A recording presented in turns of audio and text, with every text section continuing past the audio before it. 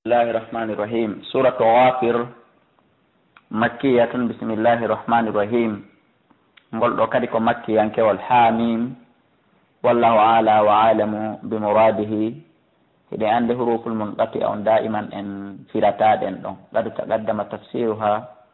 في سورة البقرة. حاميم تنزيل الكتاب جيبا قلت ودفتر من الله كو إمرك الله العزيز أنت الدود العليم أندود وغافر الذنب يافتو بكاتو وقابل التوب جبو توبو بيه كونو ونند توبو توب الرطو دين شديد العقاب تيل دو لت ونند مايدو توبالي باي علامو مرا بكاتو ونند مايدو توبالي ذي الطولي ko jomiraɗo yaajende kanko Allah tedduɗo to ɗon wonande noon ɗaɓɓirɗomo yaajende makko nden e ɓural makko ngal accituɗomo ɗon yehi ɗaɓɓiroye karamo ko baatini ma ɗaɓɓiroye mbile ma ɗaɓɓiroye jinna haray Allah ko faaɗiraɗo e junngo on ɗon kono kala ɗaɓɓirɗomo yaajende nden haray o saway Allah ko o di tawli ko jomiraɗo yaajende yo Allah hokkoɗen yaajende makko nden la ilaha ala reweteɗo illa huwa sonna kanko Allah ilayhi lmasir ko faade ka makko ni ruttorde nden ما يجادل وينجتا في آيات الله في دي آية الله إلا الذين كفروا سونا بن هيفرابة فلا يغررك وتهد تقلبهم ويل تلماء بن في البلاد كالليد فياسيج ماء بجاورة يا رشين يا هونغ كونغ يا أمريكا يا دبي وتدون سننه ما دام ناكو في بجوكي كذبت فنين قبلهم قاديب قوم نوح بأن بنوح والأحزاب في الدجي دود من بعدهم باو بنتون بن فوفنين وهمت ha ɓe eɓɓino kullu ummatin e kala mofte e ɓe ɓe kontuɗen ɗo kala mofte eɓɓino bi rasulin fine laaɗo maɓɓe on li akuduhu nde ɓe nangata mo ɓe wara ko Allah subhanahu wa ta'ala woni ko dandi annabajo on wa jadalu ɓe wenjiri bil batili fenande nden li yudhidu bihi fiyo ɓe yosinir fenande nden alhaqqa gonga kam fa akhadtuhum on sa min kadi min nangi ɓe fa kayfa kana e koabi ko no latorno lettande e maɓɓe ɓe halkino وكذلك كونني حقت تبتر كلمة ربك كونغول يوم ما دانغول على الذين يدوبن كفروا يدوبه أنهم ونددون كم أصحاب النار كبيم بيته الذين بين يحملون الأرش رندي بأرشكين دون ملائكة برندي بين أرش الله سبحانه وتعالى من حوله إمرد تكو مكو دون الذين بين يحملون الأرش رندي بأرش الله سبحانه وتعالى كين ومن حوله ابن وم بتكو أرشكين rondi ɓe ɓen arsikin e ɓen wonɓe takko arsikin immorde malaika ɓe ɓe ɗo fop yusabbihuna hiɓe subbo hino bihamdi rabbihim ɓe yetta joomi maɓɓe wa yuminuna bihi hiɓe gomɗinimo ko anndingol ma an sa ala subbo hinade ala wadde adkar ala yettode Allah ko haaji ma ko an tardi wa yastahfiruna hiɓe insinano hiɓe toro Allah yo yaafo lilladina wonande ɓen amanu gomɗinɓe wonugol gomɗinɗo ko hunde keeyere ko hunde ɗaɓɓande saabu aray kala ko wonɗa hiɗa do ane haray ɓe inna rabbana joomi amen wasi'at ɓacum a yaajani kulla shay'in kalawde rahmatan yurmede ɓe mana eɗa wawi yurmede fof yurmede ma nde luttara nde lellali wa ilman e gandal Allah men torikema koko malaika ɓen toranto kon gomɗimɓe ɓe yo Allah yaafo ɓeni ɓe inna fawfirli yaafo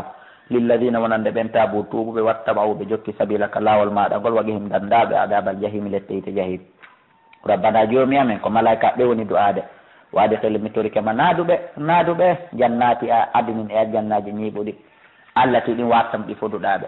waman salaha e kala o moƴƴuɗo kadi min abain e babiraɓe maɓɓe ɓen on kadi naadumo wa zuwajim e kala o moƴƴuɗo e ɓeygoli maɓɓe ɗin on kadi naadumo wa durriyatum e kala moƴƴuɗo e ɓiɓɓe maɓɓe ɓen e taniraɓe maɓɓe on kadi naadumo ka aljannaji inna kan Allah antal aziz kawni tedduɗo hakim ñeñuɗo e ñawore ma nde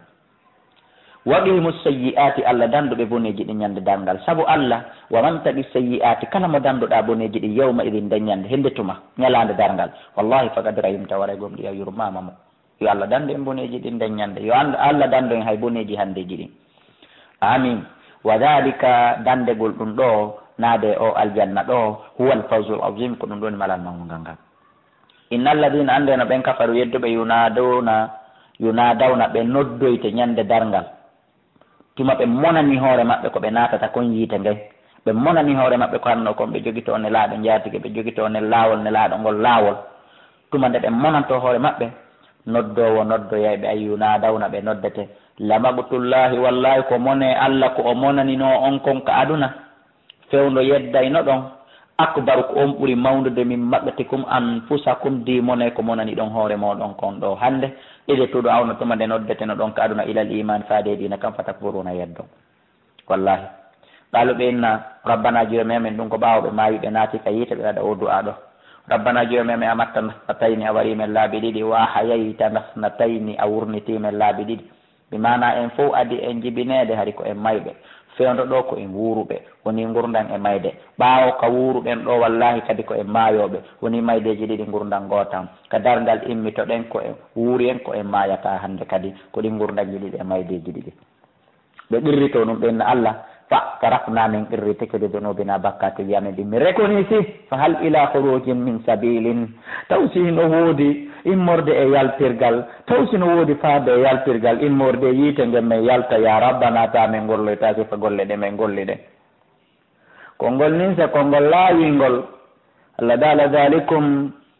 on yaltatade dalikum ko fayi on ɗum bi annahu ko sabu ko woni ida du'iya hari si noddama allahu jon wahdahu kanko tun inde makko kanko tun wolama hari kafartum on yedde ta aduna on jaɓata wayi shirque bihi si o kafidama tu'minu on say noon gomɗi noon ko ɗum waɗi la khuruju min sabilin yaltirgal alana on immorde lawol fal hukmu lillahi ñawore nden ko Allah woɗani al aliyi towɗon alkabiri mawɗo o walladi kanko Allah on o yurikum mon holla on ayati ayaje makko ɗe wa yunazzilu lakum o jippinano min as-samai morde kasama risqan arsike o kono wama yatadakkar wajitota ko illa man yunibu sowna on tubuɗo rutti fadu Allah rewe Allah musidɓe julɓe mukhlisina lahu dina laɓɓina noon mo dina kam ɓoyi hara on jillali sirko ko ɗum ko fanda walaw karihal kafiruna hay si heɓeraɓɓen salike rafi'u darajati kanko Allah woni townowo ɓurdalji kanko woni townowo darajaji dul arshi kanko woni jeyɗo arsikin yulqi ruha himo feero ruhu on min amrihi immorde yamirore makko ala man yashau e dow on mo yiɗi bi mana himo waɗa nelal o waɗa nelaɗo e on mo yiɗi waɗude nelaɗo min ibadi immordeji yaɓe makko ɓen li yundira fiyo on ɗon waajoro tagore nden fiyo on ɗon waajoro mofte muɗum ɗen yawma talaq ñalade sertigu yawma talaq yawmu tagabun e yawmul qiyama yawmul akhir yawmu tanadi ɗum ɗo fuu ko inɗe nde ɗo ñalande wiyetede dargal ɗum ɗo fof ko inɗe goote ɗen ni musidɓe julɓe hinde mbaɗi inɗeji ɗuɗuɗe a yawma talaq ko ñalande sertigu yawma talaq ɗum ɗon ko ñalande fottirde mana ko fof fottay ɗon yawma talaq ko fof kadi sertay ɗon kadi ɓaawa fotti o anndi yawma talaq oya komo taa koyngel oya komo taa toɓɓe yawma hum nde ñalande maɓɓe ɓe fof maɓɓe baari zuna koɓe feeñoɓe bi mana koɓe présentotoɓe yeeso Allah la yahfa suuɗota ko alallahi Allah min hum immorde maɓɓe shay'un hay e hunde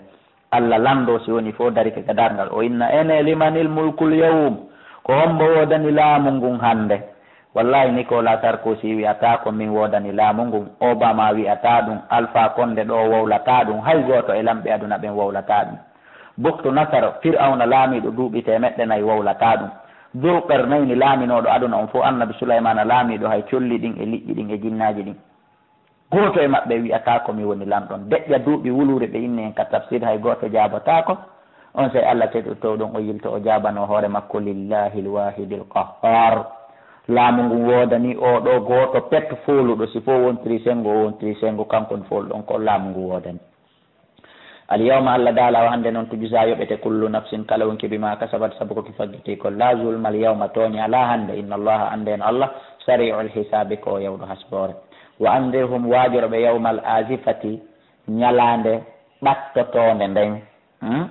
ñalande ɓattotonde nden mbi mana ko saabu ko tawata kon ɗum ɗo kadi ko ismu yawmul qiyama ɗum ɗo kadi ko inde ñalande dargal ni kadi yawmul azifa ko nde tawno fo muɗum ɓattodira e nden ñande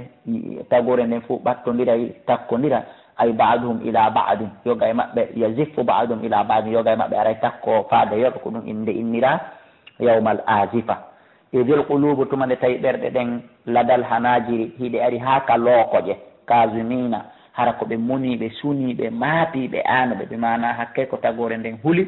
taw si ɓe ɗaɗay nge yiita taw si ɓe heɓay o aljanna hara ɓerɗe ɗen hino déplacé kadi woni ɗon hiɗe ari ha ka lookoƴe fi yaltugol ko ɓay tum ɓernde heƴata e dande sowona ɗum ɓernde nde yaltani yalamo kanko Allah imo anndi kha'inatal ayni jamfa gite ko goɗɗo lepporta gite mum ɗen ko hunƴoto ko ño'irta goɗɗo gite hay ɗum Allah no anndi wama tukfi sudur e konko suuɗi ka nder ɓerɗe Allah no anndi wallahu Allah yaqdihi mo ñaawira bil haqqi sabi goonga kan walladina ɗin sana muuji yaduuna ɗi wonɗo ɗiɓe woni rewde min duni ko hewta Allah la yaqduna ɗin mara ñaawore ñande darngal goye bi shay'in hay hunde inna allaha no Allah huwa samiu kanko nanowo albasiri o awalam yasiru e ɓe yahaali fil ardi ka leydi fa yanzuru ɓe ndaara kayfa kana ko honno laatori aqibatu lladina battane ɓen kanu laatinoɓe min qabli mi adi tiiɗo ɓe kanu ɓen laatinoke hum ashadda minhum ko kamɓe ɓuri ɓe tiiɗude quwwatan ko wiyete kon doole wa ataran e batteji fil ardi ka leydi ɗo kono kamɓe doole maɓɓe e batteji maɓɓe mahugol ɗa développe ɗa moƴƴina ɗa darna ɗa nde ɓe yedduno fa akhadahumullah Allah nanguernoɓe ɓe dunuɓe bakkatuji maɓɓe ɗin wama kana lahum laatananokeɓe min Allah immorde kalla min waaq immorde e dawndoɓe itta ɓe yite ngen ɗi manamono intervenana ɓe mono solnana ɓe ko Allah subhanahu wa ta'ala ɗum heɓanoki heɓananoki ɓe ɓe mana kono danda ɓe heɓananoki ɓe ko hino solnana ɓe ko Allah subhanahu wa ta'ala dalika ko waɗi ɗum mbiyannam sabu no kamɓe kanat laatike ta'tihim hino addanaynoɓe rusulum nelaɓe maɓɓe ɓen kadana bil bayyinati hujjaji feeñuɗi kono fa kafaru ɓe yeddiɗi fa akhadahumullahu Allah kadi nangiɓe sabu bakkatuji maɓɓe ɗin heewi innahu no Allah gawin ko dolnuɗo goy wallahi Allah ko dolnuɗo wotamo wo eseyu shadidul iqabi ko tiiɗuɗo lette kadi wotamo wo eseyu waɗen ko Allah yammiri en kon acci en ko Allah haaɗi en ko yo musiɓɓe an yo nene gottoɓe an goto kala e men hino andi ko woni bonnude kon wa kana al insanu ala nafsihi basira goto kala e men no andi ko woni bonnude jemma no andi ko woni bonnude ñalorma kala e men yo yurnita no hoore mum acca ko duwa accede kon wala gad arsalna gom ɗi min neli Moussa bi ayatina wondude e ayaji amen ɓen wa sultanin e dalil mubin feeñuɗo ɗi dalilaji feeñuɗe gadu tagaddama tafsir ha firo majji feƴƴino ila fir'auna faade ka fir'auna wa hamana e hamana wa qaruna e qaruna hamana ko won premier ministre on qaruna ko wonno milliardaire on fendo nde ñande ɗa annabi Moussa ari yettini e maɓɓe présentimande ji ɗin fa galɓenne he sahirun o ko mbilejo kaddabon feno o falamma jahum tuma nde arnoɓe bil haqqi gon kam min indina immorde ka men ga ɓaluɓen he uɓutulu ware abina alladina ɓiɓɓe ɓen amanu gomɗinɓe maahu wonduɓe makko ɓen gomɗinɓe wonduɓe makko ware ɓiɓɓe maɓɓe worɓe ɓen wastahayu nisa'ahum accon ɓiɓɓe maɓɓe rewɓe ɓen wama kaydul kafirina kono ɓe propose ɗum ɗo marsano pewje heferaɓe ɓen politique heferaɓe ɓen wonali illa fi dalalin sowna e nder majjere pewje heferaɓe ɓen wonali sowna e nder majjere ñande o hiɓe mari probléme ji hiɓe mari pewjoji hiɓe mari politique ji tata sa yiiɗi tun a hulay kono ta hul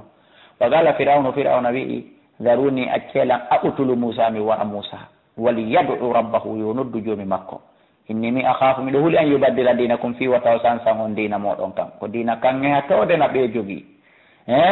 ɓe towdena hino mari dina yeɗɗu ka si hulanaɓe ɗo yo firawna miɗo hulwuni min ko taw sansu dina mon kam aw an yushira ma fi wa taw feññin fil ardi ka leydi alfasada bona o fenay wona gotele ɗiɗo ɗiɗi kala o huuli ko huuli ko fi wa taw perdu laamu makko ngun ko ɗum o hulani wa gala Moussa annabi Moussa maki inni min udtu bi rabbi mi molori joomi en wa rabbikum e joomum min kulli mutakabbirin e morde kala mawnintiniɗo la yuminu tawɗo gomɗina bi yawmil hisabi ñalande hasbore wa qala rajulun gorko go wi mu'minun gomɗinɗo min ali fir'auna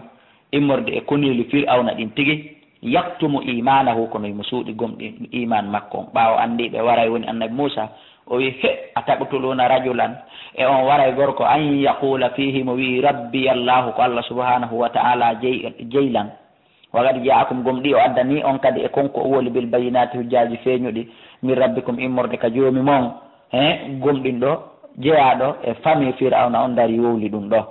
o gorko gomɗinɗo ko Huzayqil ɗon andi ka ɓisse annabi Moussa to kadi ɗon andi en wi'uno wa jaa rajulun min aqsal madina on gorko ton e o gorko ɗo toujours ko kanko wiyeteɗo Huzayqil o ko gomɗinnoɗo ni tawi mo suuɗi iman makko ko yaata duuɓi temerere o gomɗini annabi Moussa kono mo suuɗi iman makko on ɓe andal himo waajade yimɓe makko ɓen o inni terte o sabu wa in yaku kadiban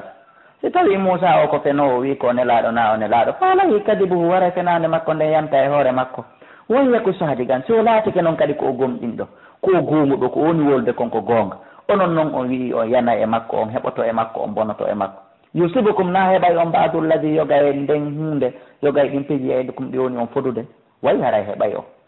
awa acce heɓa noon hakkil inna allaha no Allah layaaɗi o fewnata do man huwa kala on mo kañum musrifun ko feƴƴintinɗo bone kadabun fenowo yaɓawu kono yo yimɓe an hande lakumul mulkul yawma kono wodani laamu ngun hande kala lamɗo laamiɗo ka hoore leydi ɗo hande yo o nanugol konngol koni hande ko an laamin janngo haray na an laami wono woniri noon hankina an laami wallahi laamu hay e gooto ala luttude kala lamɗo laamiɗo yo eto ta so follike leñol makko ngol wuuray e jam ɓaawo makko yo eto tawa ɓiɓɓe makko ɓen wuuray e jam ɓaawo makko wota gooto eto tawa o laamorayno o laamori wo ɓaawo o follike tawa ɓiɓɓe makko ɓen yaha ko yahoɓe laaye tawa ɓeygure makko nden ko yahoɓe laaye tawa famille makko on ko yahoɓe laaye tawa musidal makko ngal wona suusaygol wolude fi laamu e nder leydi ndi ƴoƴen e oɗo wiyeteɗo Gaddafi 42 ans de pouvoir follagol makko tawi ɓiɓɓe makko ɓen fof koyo sakase dogo suuɗo kala wi'aɗo ko yahowo laaye ƴoƴen e bago e ko nantata ɗum kono yo lamɓe laamiɓe hande min Abdoullahi Kala mi noddi on yo hulo Allah e laamu mon ngun yo on feewu ete tawa si on maayi hara laami ɓe laamino ɗon ɓen koye jawnu julɓi ɗaɓɓita on ko ɗum ɓuri on moƴƴande nane waaji ko Husay Qil woni on waajade toon o inni ya qawmi kono yo yimɓe an ko président ɓe aduna Allah ɓen o noddi o haalani ɗo lakumul mulkul yawm koni ko onon laamu woodani hande zahirina hiɗon wallidira fil ardi ka leydi si yani hoore oɗa pen seeɗa yawo immoroɗa union africain immoroɗa union européen immoroɗa nation unis immoroɗa ayi zahirina hiɗon wallidira hande fil ardi kawre leydi kala lamɗo waɗanaɗo kudata lamɓe heɗitiɓɓe fof immo girdi wallidira hihi Husay Qil wimi andi ɗum ɗon ko gonga kono joni miɗo lando on nani faman yansuruna ko homboni wallowo en min basilla immorde lette Allah ɗen in ja ana siɗe ari en très bien ɗum ɗon ko onon lamɓe ɓen jabotongol landal ɗon wona min Abdoullahi Kala surtout onon lamɓe Afrique Husay Qil wi wo hande si yani goɗɗum pen on fo on immoto wallidiron Qur'an wi ɗum Qur'an wi miɗo andi joni itti konngol ngol e junngo Husay Qil ko Qur'an o woni on waajare Qur'an woni on yewte wo joni noon janngo si lette Allah ɗen ari en kadi ko hombo wallaten est ce que nation unis no wawi wallude la est ce que union africain hino wawi wallude la union africain e CEDEAO ko wawi wallude hande waɗen mise fewnditiɓɓen ko wigol kono alpha kono Amadou Toumani Touré artira e laamu mano Reymundu Prera Reymundu di mana wonɗo ittaɗo Guinée Bissau on fino artira e laamu taw si CEDEAO no wawi wallidirde hande no bago artira e laamu taw si CEDEAO taw si union africaine no wawi wallidirde hande no Lansana Conté artira e laamu ma no Gaddafi artira e laamu ɓeɗo ma Ñasinde Iyadame no artira e laamu ma Kabila no artira e laamu ma Oumar Bongo no artira e laamu ɓeɗo fof walike ma tawi si union africaine hino wawi ɗum yo Allah dandu tawi goɗɗo e ɓe lamɓe ɗo hino lettede ka woni toon taw si union africaine no wawi mo wallitoyade toon intervennoyamo toon landal molanagal on ko Qur'an fewtini on ono yo lamɓe ko onon laamiɓe o wi awa qala fir'auna wi ma urikum min mi hollali on illa ma ara sona komi yi kon wa ma adikum fewnali on kadi illa sabila rashadi sona e lawol peewal ɗum ɗo o fenati koye lawol ɓoylingol o fewni ɓe wa qala alladi wi on amana gomɗino be mana Husay Qil ya qawm kono yimɓe an inni min akhafu alaykum nde hulani on wata heɓon misla yawmil ahzab sifa ko heɓuno ñalande heɓunode sifa yimɓe feƴƴunoɓe ɓe misla da'be qawmi nuhin mi mana sifa yimɓe annabi nuhu ɓe koneli annabi nuhu ɗi ɓeygureji annabi nuhu ɗi sifa ko heɓunoɓen ko ɗum woni komi huli wata heɓu on onon kadi wa adin e yimɓe annabi hud wa samuda yimɓe annabi salih walladina ɓe min baadin itiɓe ɓawa ɓeɗo wama llahu Allah wona li yuridu zulman lil ibad ko faaleteɗo toñugol yiyaɓen o faaletake ɓe toñude kala ka yiɗon o letti hari na noon o faalirano komo bakkatuji maɓɓe ɗin o yoɓiɓe waya qawm kono yimɓe a inni min akhafu alaykum nde hulani on yawma tanadi ɗum ɗo kadi ko ismun min asma'il qiyama ɗum ɗo kadi ko inde jeyande e inɗe dargal ɗe ɗi mana ñalande noddandu ɗi mana yawma yunadi ba'dukum ba'da ñande yoga e mon noddata yoga miɗo hulani on fi ñalande noddandu yawma tuwalluna ñande huccitoy toon mudbirina kon dogoɓe tawa noon hoore ko dogo ton kon ko haala ala ka yahe ɓay malakum ala nama min Allah immorde kala min asimin immorde e daɗɗirgal wa man yudlilillahu kala on Allah subhanahu wa taala on majjini fama lahu a heɓantamo min haadin immorde fewnowo wala kadi jaakum ko wano ni kadi hiɗon andi gomɗi addanino on Yusuf annabi Yusuf ko Husay Qil woni ɓe yewtude ni toujours eɗon andi annabi Yusuf arino on kadi addanino on min qabilu ko adi bi mana ko adi Musa o arde on kadi addanino on bil bayinati ujaji feeñuɗi yedduɗon on kadi fama zultum on seral fi shakkin hiɗon sikki tagol mimma ja'akum be immorde konko Yusuf addanno on hoolaki sikkiti ɗon ɗum hatta ida halaka ha ɓawo mayi kanko Yusufu ultum dari ɗum wi ɗon lan yab'athallahu Allah neleta hande kadi min mbaadi ɓawo makko kanko Yusufa ne rasulan nelaɗo ɗon noon awa Allah neli goɗɗo go kadi ɗon darade yeddon oɗo kadi kadhalika ko noon yudillullahu Allah hino majjina man huwa kala on tawɗo kañum musrifun ko feƴƴintinɗo bono ɓe mana ko shirkuɗo murtabin ko sikkitiɗo ko wiyete ko gonga kan alladina ɓen yujadiluna ɓe no wenja fi ayatillahi fi ayaji Allah de mi gayri sultanin ko alda e dalil atahum arɗoɓe kabura mawni maɓɓe tan mona inda Allahi ta Allah wa inda alladina e nokku ka ɓen amanu gomɗinɓe mi mana mone ko Allah monaniɓe kon e mone ko gomɗinɓe ɓe monaniɓe kon ɗum mawni kadhalika kono ni yatba'u Allahu Allah on notiri ala kulli qalbi mutakabbirin e dow kala ɓernde mawnintiniɗo jabbarin dundarankejo ko ni Allah notiri e ɓernde makko nde woni dow gomɗinta wa qala fir'aunu wi ya hamanu kayo hamana ibni li sharhan